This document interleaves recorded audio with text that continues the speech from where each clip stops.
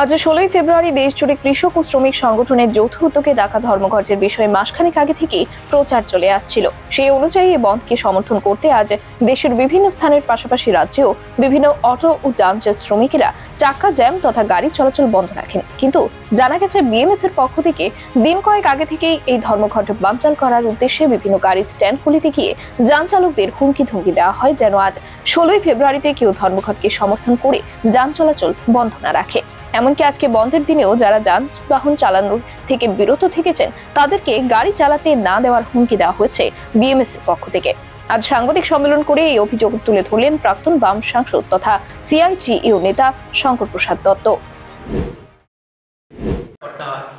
তার জন্য গাড়িগুলো আবার স্ট্যান্ডে ফিরে আসে।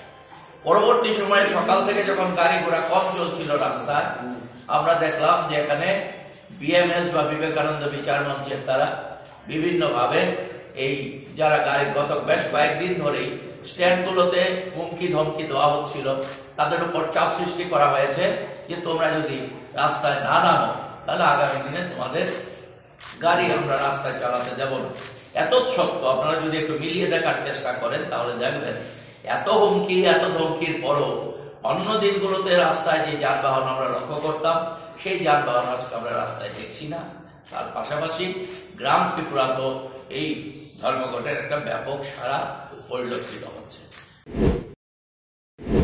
ব্যুরো রিপোর্ট, খবরের প্রতিবাদ।